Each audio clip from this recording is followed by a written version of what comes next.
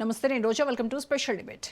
America Iran మధ్య యుద్ధం ముగిసింది. ఎట్టకేలకు శాంతి ఒప్పందంపై అమెరికా అధ్యక్షుడు Donald Trump, Iran president Masoud Pezeshkian సంతకాలు చేశారు. 14 అంశాలపై ఇస్లామాబాద్ అవగాహన ఒప్పందం జరిగింది. ఒకరోజు ముందుగానే వాషింగ్టన్, టెహ్రాన్ మధ్య డీల్ కుదిరింది. అందుకు ఫ్రాన్స్లో జరిగిన G7 సదస్సు వేదికైంది. వైర్లెస్ ప్యాలెస్లో ఇరాన్తో కుదిరిన ఒప్పందంపై అగ్రరాజ్యాధినేత ట్రంప్ సంతకం చేశారు. దీంతో శాశ్వత శాంతికి మార్గం సుగమమైంది. ఎప్పుడైనా ఏదైనా జరగొచ్చంటున్నారు ఇరు దేశాల నేతలు. భవిష్యత్తులో శాంతి ఒప్పందం నిలిచేనా? ప్రపంచ దేశాలను కలవరపెడుతున్న భయాలేంటి? అసలు ట్రంప్ వ్యవహార శైలిపై ఎందుకు చర్చ జరుగుతోంది? మీకోసం నేనున్నాను అంటూ అగ్రరాజ్యాధినేత అన్ని దేశాల్లో జోక్యం చేసుకుంటున్నారా? అందుకే మోదీని ఆకాశానికి ఎత్తారా? ఇండియన్ ప్రైమ్ మినిస్టర్ అంటే ఎందుకంత ప్రేమ? ట్రంప్ టార్గెట్పై ఇవాల్టి స్పెషల్ డిబేట్. వాషింగ్టన్, టెహ్రాన్ ఒప్పందం ప్రకారం అమెరికా 30 రోజుల్లో ఇరాన్పై అమలు చేస్తున్న నౌకాదళ దిగ్బంధనాన్ని ఎత్తివేయాలి. అలాగే వాణిజ్య నౌకలకు 60 రోజుల పాటు ఎలాంటి రుసుము లేకుండా సురక్షిత ప్రయాణం కల్పించేందుకు ప్రయత్నాలు చేస్తామని ఇరాన్ హామీ ఇచ్చింది. అయితే ఇరు దేశాల మధ్య ఒప్పందం కుదరటం కంటే దాన్ని అమలు చేయడమే అసలైన పరీక్ష అంటోంది టెహ్రాన్. ఎంఓయూ ఎలా ముందుకెళ్తుందో చూడాలంటూ ఇరాన్ విదేశాంగ శాఖ ప్రతినిధి ఇస్మాయిల్ చేసిన వ్యాఖ్యలు దుమారం రేపుతున్నాయి.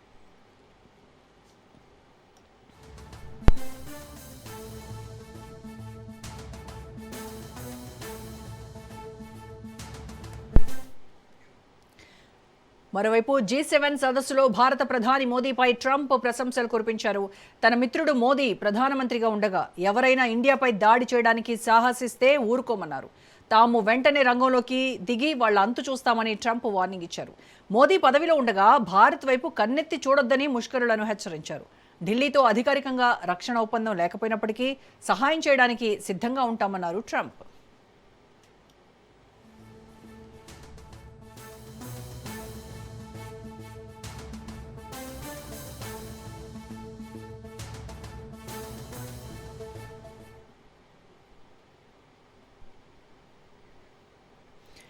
ఇండియా ఒక ఇంటర్నేషనల్ పవర్ అంటూ కితాబిచ్చారు అమెరికా ప్రెసిడెంట్. ఆ దేశానికి ప్రధానిగా మోదీ ఉన్నంతకాలం అంతర్జాతీయంగా ప్రతి విషయంలోనూ అది పెద్ద పాత్రే పోషిస్తుందని ప్రశంసించారు. ఫ్రాన్స్లో జరిగిన G7 దేశాల సదస్సులో పాల్గొనేందుకు వచ్చిన ట్రంప్, మోదీలు ప్రత్యేకంగా భేటీ అయ్యారు. పలు ద్వైపాక్షిక అంశాలపై చర్చించారు. భారత్ నమ్మకమైన భాగస్వామి అంటూ చెప్పుకొచ్చారు. తాను త్వరలోనే భారత్లో పర్యటిస్తానని కూడా అన్నారు.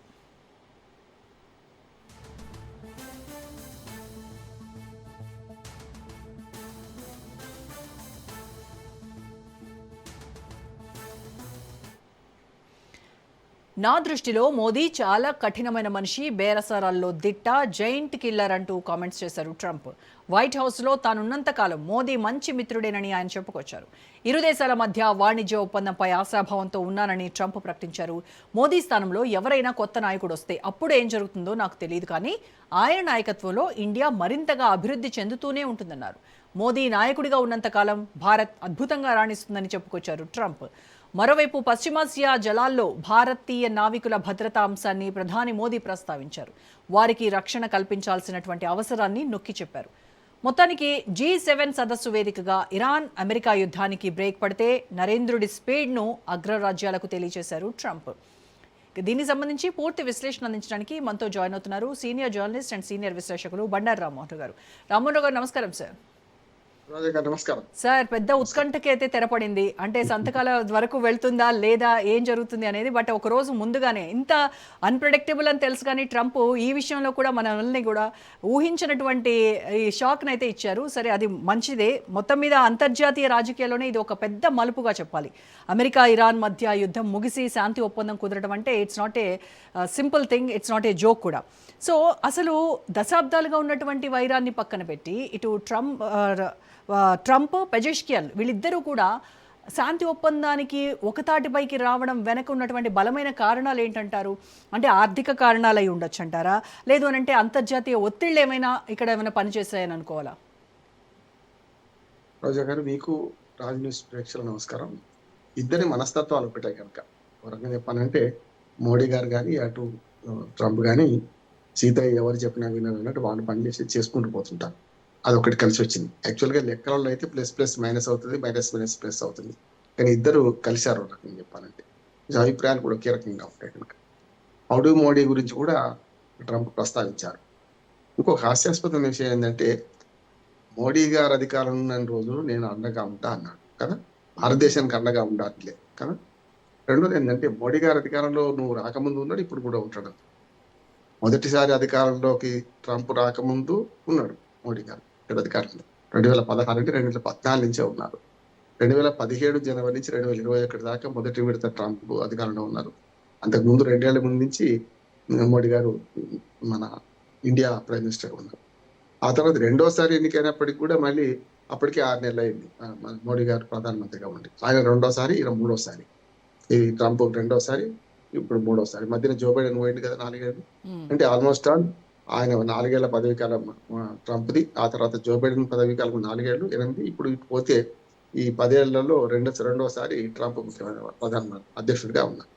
ఒక మాట చెప్పాలంటే ఇప్పుడు మోడీ గారి కంటే ముందే ఆయన పదవి కాలం అయిపోద్ది అంటున్నాను. ఏది ట్రంప్ది 2027 జనవరికి వచ్చిండు ఆయన, 2029 జనవరికి పోతాడు. కానీ 2029 జూన్ వరకు ప్రధానమంత్రి ఎన్నికలు సరిగ్గా టైంకు జరిగిన ఇంకొక 6 నెలల టైం, 3 నెలల 4-5 నెలల టైం తర్వాతనే ఉంటాడు. కనుక మోడీ గారు ఉన్నప్పుడు ఉన్నన్ని రోజులు అనే మాట ఆయన ఉన్న రోజులు అని చెప్పాలి. యాక్చువల్గా ట్రంప్ ఉన్న రోజులు, నేను ఉన్న రోజులు మీకు దోకా లేదని ఒకటి, అంతే కదా లెక్కలు చూసుకుంటే. రెండోది ఏంటంటే మూడోసారి పోటీ చేయడానికి అవకాశం లేదనుకుంటున్నాడు ట్రంప్. అంటే ఆయన కొంత మొండివాదం చేస్తున్నాడు. ఏమనంటే నేను వరుసగా 2 సార్లు లేను కదా అధ్యక్షుడిగా, మధ్యన గ్యాప్ వచ్చింది కదా, ఇంకోసారి చేయొచ్చు, వరుసగా 8 ఏళ్ళ అధికారంలో ఉండదు కదా అనే చట్టం ఉంది కదా అని మాట్లాడుతున్నారు. మరి సుప్రీంకోర్టు ఏమంటుందో, అమెరికా సుప్రీంకోర్టు ఏమంటుందో చూద్దాం. ఇక రెండో విషయం ఏంటంటే మనకు మంచి మిత్రుడిని అని మాట్లాడుతూ ఈ మధ్యన ఒక చిన్న చిలిపి పని, ఒక రకంగా దుర్మార్గాన్ని పనిచేసింది అమెరికా, ట్రంపే కాదు. మనను పాకిస్తాన్ ఆక్రమిత కాశ్మీర్ను పాకిస్తాన్ దేశంలో చూపించింది. దుర్మార్గం కదా. ఇప్పుడు కడుపులో కత్తులు పెట్టుకొని కవలించుకుంటూ మరి పాకిస్తాన్ పిఓకేను భారత భూభాగాలు చూపించకుండా అటు భూభాగం చూపించింది. ఇంకొక సముద్రం, పసిఫిక్ సముద్రంలో ఇండో పసిఫిక్ అనే మాటను తీసేసి ఇంకో మాట చేర్చింది. చూస్తున్నాం కదా. మరి ఆయన మాటలకు అర్థం ఏమిటి? ఇండో పసిఫిక్ సముద్రం అని మొదటి నుంచి ఉన్నది, కొత్త కాదు కదా. దాన్ని విడిచిపెట్టి ఇండో అనే పేరు తీసేసి వాళ్ళు ఇష్టం ఉన్న పేరు పెట్టేసుకోవడం, ఆ మ్యాప్ లో పాకిస్తాన్ ఆక్రమిత కాశ్మీర్ను పాకిస్తాన్ లో చూపించడం ఈ దుర్మార్గమైన ముచ్చట అంటున్నాడు. అందుకనే అమెరికా నమ్మదగ్గ మిత్రుడు ఎప్పుడు కాదు, అది మోడీకి కూడా తెలుసు అంటున్నాడు. అందుకని మనం చూడండి చాలా ముభావంగా ఉన్నాడు మోడీ. ఎందుకంటే 3 భారత నావికుల్ని చంపేసింది అన్యాయంగా. మనం చెప్పాలంటే దిగ్భ్రాంతి చెందినట్టు విలేకరులు అప్పటికి అడిగిండ్రు. మన ప్రెస్ వాళ్ళు మన ఉమ్మడి ప్రెస్ మీట్ ఏదైతే మోడీను ట్రంప్ ఇద్దరు, అమెరికా అధ్యక్షుడు భారత ప్రధాని కలిసి ప్రెస్ మీట్ పెడితే అందులో విలేకరులు అడిగారు, మన లాంటి వాళ్ళు తప్పనిసరి అడుగుతారు కదా, అప్పుడు అలా దిగ్భ్రాంతి చెందుతున్నారు నాకు తెలియదు అటువంటి విషయం అన్నారు. నిజంగానే భారతీయ నావికులకు తెలియక చంపొచ్చు, కానీ నౌక మీద దాడి చేయడం అప్రజాస్వామికమే కదా. అంటే ఇప్పుడు పెద్దన్న పాత్ర వహిస్తూ నేనేదో ఉన్నా అని భారతదేశానికి మద్దతు ఇస్తున్నా అంటే అందరం ఆనందపడతాం. కానీ మోడీ నా ఫ్రెండ్ కనుక మోడీ మద్దతు ఇస్తాం, ఆయన ఉన్న రోజులు ఏంటంటే నువ్వే ఉండవు, ఆయన ఉన్న రోజులు నేను ఉంటాను. ఇక రెండోది ఏంటంటే మనకు ఆయన మాటలకు మీరు అన్నట్టు నమ్మదగ్గని నిన్నటిదాకా సస్పెన్స్ ఉండే ఒకరోజు ముందుగానే. అందుకని ఇప్పుడు ప్రాణం పోకడా వాన రాకడా ఎవరికి తెలియదంట. ఇప్పుడైతే వాతావరణ శాఖ వాళ్ళు చాలా అక్యురేట్ గా చెప్తున్నారు ఏ మండలాలు పడితే వర్షం ఎక్కడ పడుతుంది. ఎల్లినో వచ్చింది, వర్షాలు అయితే వెనుకపోయింది మన దగ్గర. కానీ ఎల్లినో ప్రభావం ఏమో కానీ మొత్తం మీద ట్రంప్ మాత్రం కొంత మనస్తత్వం మారిందేమో ఇప్పటి ఈ విషయంలో, ఒక విషయంలో నేను అనుకుంటున్నాను. ఎందుకంటే ఓ రోజు ముందుగానే ఫ్రాన్స్ వేదికగా జరిగిన G7 దేశాల ముగింపు సమావేశం నిన్న జరిగిన దానిలో సంతకం తాను ముందు పెట్టారు. అందుకని ఇరాన్ అధ్యక్షుడు ఒక మంచి మాట అన్నారు, ఏమనంటే MOU అమలు బట్టి చూడాలి. అందుకని ఇప్పుడు నిశ్చితార్థం జరిగింది, అసలు పెళ్లి జరుగుతుందా లేదా నమ్మకం లేదు అని మాటకు వచ్చినట్టే, అంతే కదా. ఇప్పుడు నిన్న జరిగింది నిశ్చితార్థం మాత్రమే. దానికి 2 కండిషన్లు నేను రోజు. ఒకటేమో ఈ 30 రోజుల్లో మొదట అమెరికా తన దళాలు వెనక్కి తీసుకోవాలి మెల్లమెల్లగా. అది 30 రోజులు టైం తీసుకున్నారు. అంటే రేపటి నుంచి హర్మోజ్ జలసంధి తెరిస్తే కదా 60 రోజులు బేషరతుగా హర్మోజ్ జలసంధి తెరవాలి, ఎలాంటి షరతులు లేకుండా, ఎలాంటి రుసుములు లేకుండా కదా. కానీ 60 రోజులైతే చేస్తే అది లెక్క అని వాళ్ళు అంటున్నారు. రెండో షరతు ఏంటంటే ఒకటే 30 రోజులు చూస్తా ఉంటున్నారు. 30 రోజులు లోపెట్టినే మరి మెల్లమెల్లగా అమెరికా దళాలు దాని చుట్టుపక్కల సైన్యం ఉందో ఇరాన్ చుట్టుపక్కల, ఇప్పుడేమో హర్మోజ్ జలసంధి నుంచి వెంటనే వైదొలగాలి. వాళ్ళు ఫ్రీ కావాలంటే మరి ఇక్కడ ముందు కడపలు అడ్డం పెట్టండి కదా, జరగాలి అమెరికా దళాలు. రెండోది ఏంటంటే పూర్తిగా ఉపసంహరణ 30 రోజులు అమెరికా దళాలు ఉపసంహరణ చేసుకోవాలి అక్కడి నుంచి, నౌకల మీద దాడి చేయకుండా ఏం చేయకుండా. ఈ 2 జరగాయా అంటే అందుకు నిన్న దుందుడుగా ట్రంప్ ఒక మాట మాట్లాడండి, ఒప్పందం కుదుర్చుకుంటారో లేకుండా మళ్ళీ బాంబులు వేస్తామన్నాడు. ఒప్పందం ఉల్లంఘిస్తే కూడా మళ్ళీ బాంబులు వేస్తామన్నాడు. సో ఒక వంక ఒప్పందం కుదుర్చుకుంటూ మళ్ళీ బెదిరించడం ఏంది? సహించను, క్షమించను అని చెప్పి. అంటే తన పెద్దన్న పాత్ర ఇంకా పోనించుకోవడం లేదు. ఒక దశలో యుద్ధం ముగియొద్దనే కోరుకున్నాడా ట్రంప్ అనే మాట అనిపిస్తుంది. ఎందుకంటే ఎంతసేపు చర్చల ప్రారంభమో లేకుంటే చర్చలు ఒక కొలిక్కి వస్తున్న సందర్భంలో ట్రంప్ దుందుడుకు మాటలు ఇప్పటిదాకా మాట్లాడుతున్నారు. ఒక రకంగా ఇరాన్ కూడా తగ్గిందని చెప్పలేను కానీ ఈ ట్రంప్ను పట్టించుకోకపోతేనే కొంతవరకు ఒప్పందం కుదురుతుందనే మాట అనుకున్నట్టున్నాను. ఎందుకంటే ట్రంప్ చుట్టుపక్కల ఉన్న మిగతా వాళ్ళు జోవాన్స్ తప్ప మిగతా విదేశాంగ శాఖ మంత్రి కానీ మనకు మన భారతదేశానికి మొన్ననే వచ్చిన విదేశాంగ మంత్రి కానీ వాళ్ళందరూ కూడా యుద్ధానికి వ్యతిరేకంగా ఉన్నారు. యుద్ధం వల్ల నష్టం అవుతుంది మన అమెరికాకి అని చెప్పి వాళ్ళ ఒత్తిడి వలన మొత్తం మీద అన్నిటికంటే ముఖ్యంగా అమెరికాలో మధ్యంతర ఎన్నికలు నవంబర్ జరగబోతున్నాయి. వాటిని గెలవాలంటే సెనేట్ లో కానీ లేకుంటే కాంగ్రెస్ లో కానీ మనకు అమెరికన్ ఈ ప్రాతినిధ్య బృందంలో కానీ గెలవాలంటే ఈ యుద్ధం ఆగడం ఆయనకు అవసరం ట్రంప్. అది కూడా కొంత కలిసి వచ్చింది అనుకుంటున్నాను నేను. మధ్యంతర ఎన్నికల్లో ఇప్పుడు అత్యవసర మెజార్టీతో ఉన్న ట్రంప్ మరి కాంగ్రెస్ లో మెజార్టీ సాధించాలంటే యుద్ధం ఆపిన నేనే, 9వ యుద్ధం కాదు ఇప్పుడు 10వ యుద్ధం ఆపిన నేనే అంటాడు. అనే యుద్ధాల్ని నేనే ఆపానంటాడు. పెద్దన్నాని నేనే అని చెప్పుకునేటువంటి ఆరాటం విపరీతంగా ఉంటుంది. ఈ G7 సదస్సులో అంత పెద్ద వేదిక పైన కూడా ఆయన సీట్లోకి వెళ్ళేటప్పుడు అందరి ముందు అక్కడ దేశాధినేతలు కూర్చొని ఉంటే ఐఆమ్ ది బాస్ అని చెప్పేసి ఆయన వెళ్ళడము, అది అంటే మీ అందరికీ కూడా నేనే బాస్, అన్ని దేశాలకి కూడా అగ్రరాజ్యం పెద్దన్న నేనే అని చెప్పినటువంటి స్వభావమే కదా సార్ అది. ఎందుకంటే ఆ బాస్కే చేయందించాల్సిన అవసరం మన అవసరం పడ్డది. ఆ బాస్కే మన మోడీ గారు చేయందించారు. చూశారు కదా, చేయందించడం అంటే ఆసరా ఇచ్చారు. చేయందించడం అంటే వేరు, చేయడం అంటే వేరు. ఆయన మెట్లెక్కలేకపోతే డైరెక్ట్ గా గ్రూప్ ఫోటో కోసం వస్తూ హైదరాబాద్ వస్తుంటే పడిపోతాడని భయంతో అమెరికా అధ్యక్షుడినే మన భారత హస్తం ఆదుకుంది అంటున్నారు. భారత ప్రధాని హస్తం ఆదుకుంది. అది కూడా చూసాం కదా. సమస్య లేదు. ఆయన 80 ఏళ్ళు దాటింది, ఇంకా వయసు ఓ రకంగా మతిమరుపు అల్జిమర్స్ వస్తుంది, పేర్లు మర్చిపోతున్నాడు, తన మంత్రివర్గ సభ్యుల పేర్లే సరిగ్గా గుర్తుపట్టలేకపోతున్నారు, సరిగ్గా గుర్తుంచుకోలేకపోతున్నారు అనే విమర్శ ఆయన మీద ఉన్నది. ఏ బాస్ అయినా ఇంకా 2.5 ఏళ్ళు లేదు ఆయన 1.5 year అయిపోయింది. ఇప్పటికే ఇంకో 2.5 ఏళ్ళు మాత్రమే ఆయన బాస్. 3వసారి పోటీ చేసే అవకాశం అయితే ఉన్నది తనకు. కనుక ఇవన్నీ చూసుకున్న అర్థమైతే ఏంటంటే కంచు మోగినట్లు కనకమ్మ మోగున విషదాభిరామ కంచు, అది కంచు అట్లాగే మోగుతూనే ఉంటది కానీ కనకం అయితే ఎప్పుడు కాదంటున్నాను. అదే అట్లాగా ఇప్పుడు ఇరాన్ అధ్యక్షుడికి ధీమా అయిందంటే ఇరాన్ అధ్యక్షుడు కానీ ఇరాన్ మన ప్రజాప్రతినిధి కానీ కొంచెం ఎక్కువ రోజులు ఉండేవాడు ఉంటారు. ఇరాన్ అధ్యక్షుడు ఇంకా 4 రోజులు ఉంటాడు. ట్రంప్ కన్నా ముందే దిగిపోడు. అట్లాగే భారత ప్రధాని కూడా 4 రోజులు ముందే ఆయన కన్నా ముందే దిగిపోడు. కానీ ఇవన్నీ చూస్తే ట్రంప్ మాత్రం ఇంకో 2.5 ఏళ్ళు పోతారు కదా. ఏదైనా సరే కింద పడ్డా పై పడ్డా నాదే పై అనిపించుకో రకంగా కనుక జారిపడ్డా కూడా దాన్ని కూడా ఓ రకంగా నాదే పెత్తనం నాదే పై అనేవాడేమంటారు. ఆ జారి పడకుండా మనం ఆదుకుని అది గమనించాల్సిన అవసరం.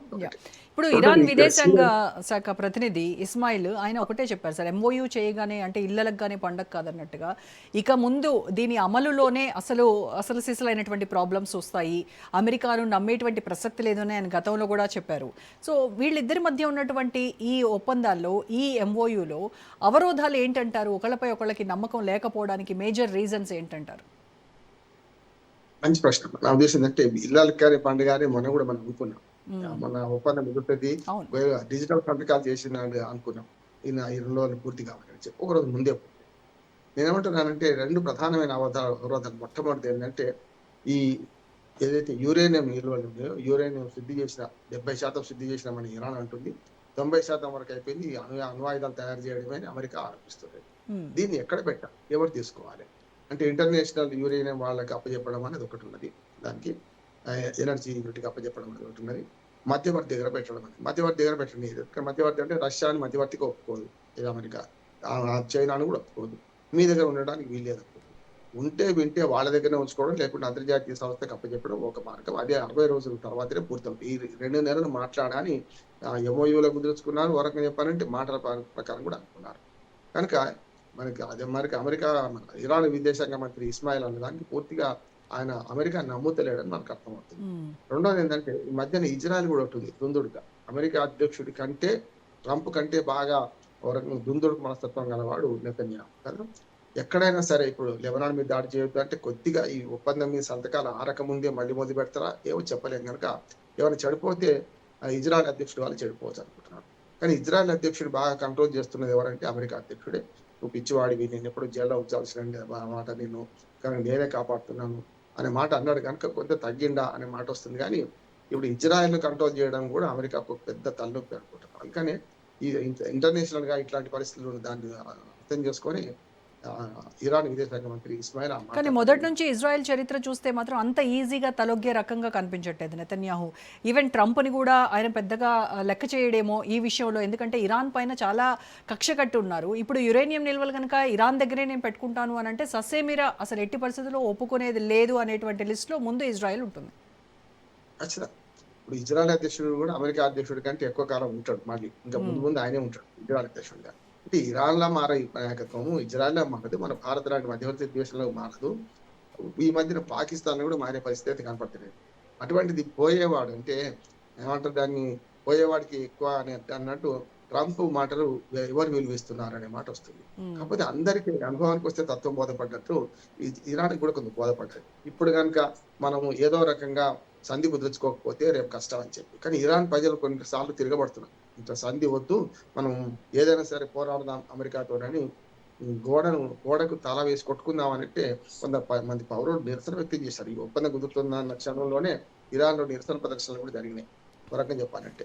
అందుకని ఇవన్నీ అర్థమైందంటే ఇరాన్ ప్రజలు కూడా కొంతవరకు ఈ సంధిని ఒప్పుకోవడం లేదు. అమెరికా ఎప్పుడైనా దొంగ దెబ్బ తీస్తుందేమో, జాగ్రత్తగా ఉండాలి అనే మాట ప్రజలనడం కాదు, ఇస్మాయిల్ మన ఇరాన్ విదేశాంగ మంత్రి కూడా ఒక మాట అన్నాడు. అంటే ఇదంతా కూడా కొంత మనం ఏమంటే ఊపిరి పీల్చుకోవడానికి అమెరికా చేస్తున్న ప్రయత్నంగా కూడా కొందరంటున్నారు.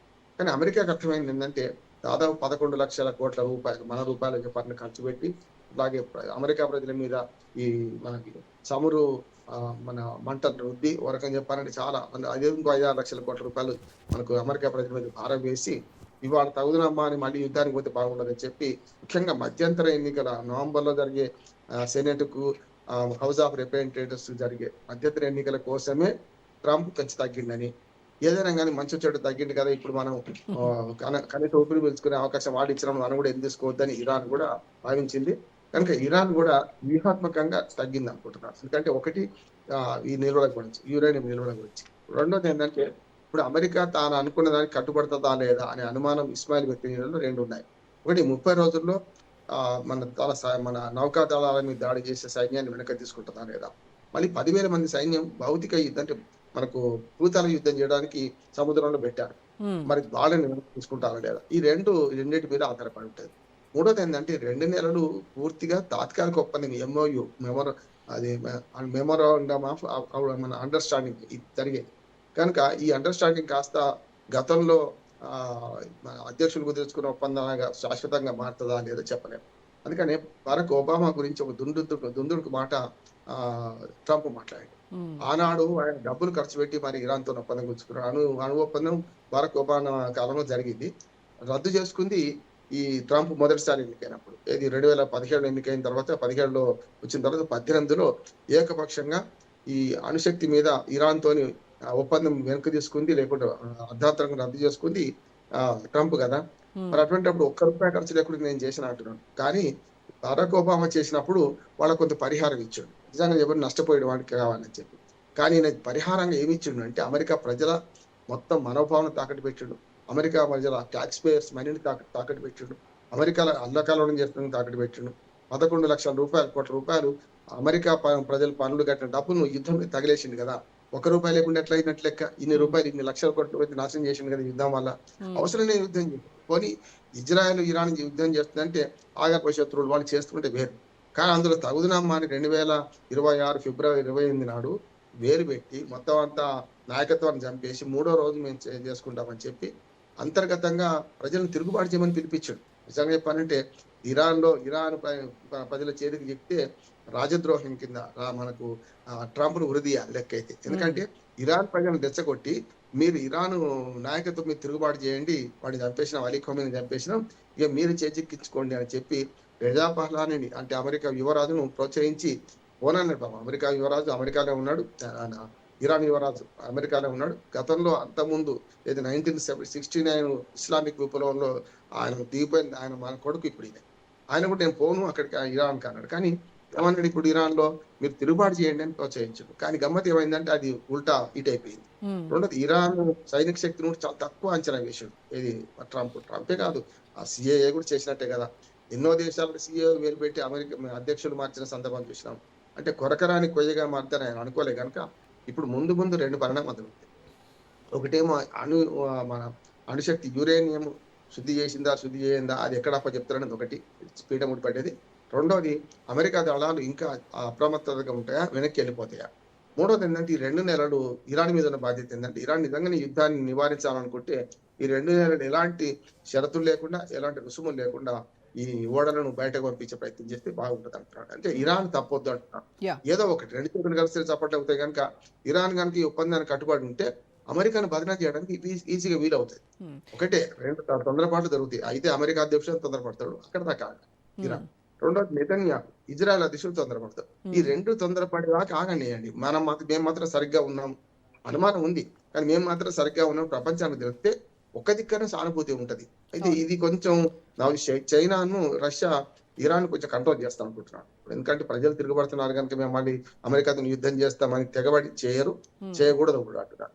అంటే ఇరాన్ కట్టుబడితే అమెరికా ఉల్లంఘిస్తే అప్పుడు అమెరికా వైపు అందరు ఇప్పుడు కదా యుద్ధం మొదలుపెట్టి అమెరికా తప్పు అని ఎట్లా నెగటివ్ చూపిస్తున్నామో అప్పుడు దారిపోతారు. సార్ ఇప్పుడు ఈ 30 రోజుల్లో కూడా ఇరాన్ సమీప ప్రాంతాల నుంచి అమెరికా ఈ బలగాల ఉపసంహరణ అనేది మొత్తం పశ్చిమాసియాలోనే ఒక పవర్ బ్యాలెన్స్ని మారుస్తుంది, ఖచ్చితంగా మారుస్తుంది.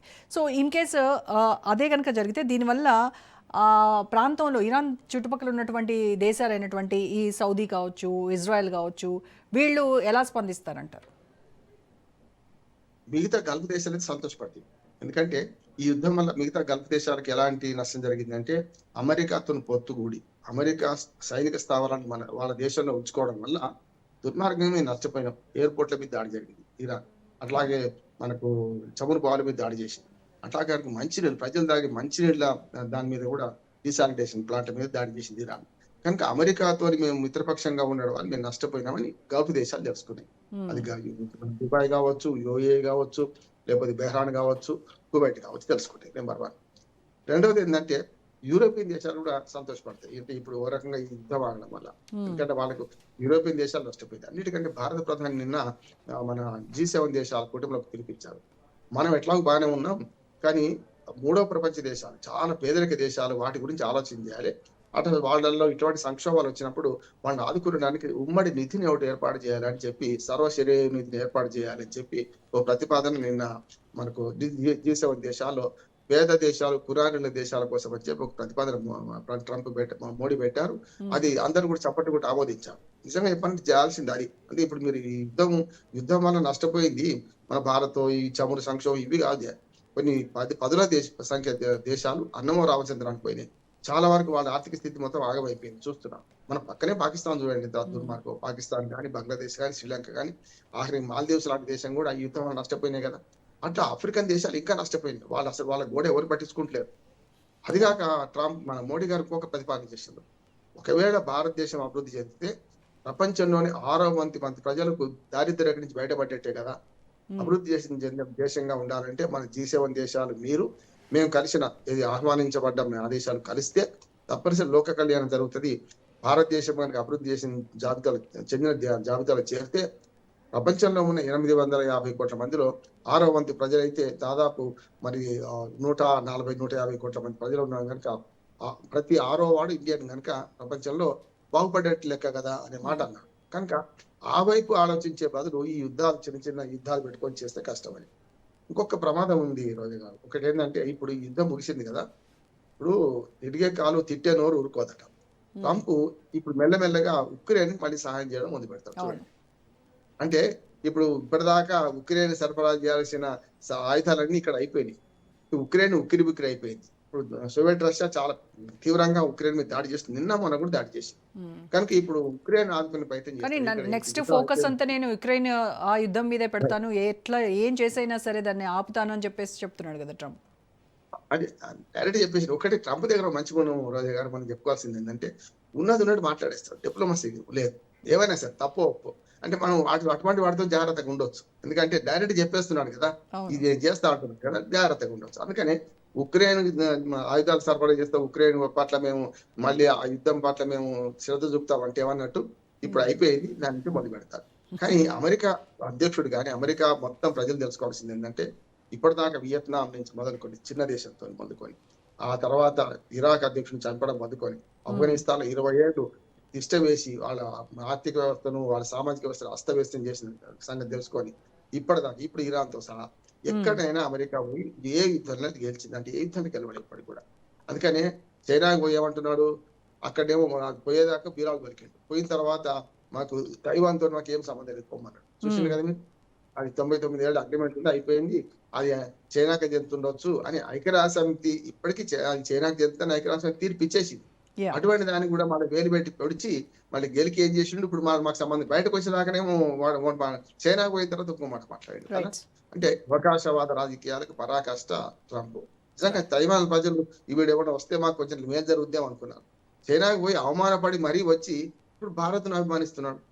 చైనా అవమానం ఇప్పుడు మర్చిపోలేదు ఇంకా ట్రంప్. బయట మాట్లాడడం లేదు కానీ చైనా గురించి మాట్లాడుతున్నాడు కానీ ఇప్పుడు మనకు మాట్లాడేదంతా మన గురించి మంచి మాట్లాడుతున్నారంటే ఒక రకంగా చెప్పాలంటే చైనాకు భయపడి చైనా పక్కలో మనం బల్యంగా ఉండాలని కోరుకుంటున్నాం. వాళ్ళ అవకాశం కోసం పాకిస్తాన్ ప్రోత్సహిస్తున్న దుర్మార్గమైన ట్రంప్ మాటలు నమ్మడానికి అయితే వీలేదు. Right, thank you so much Rammohan Rao గారు. ఇది వాళ్ళ special debate. Stay tuned to Raj news.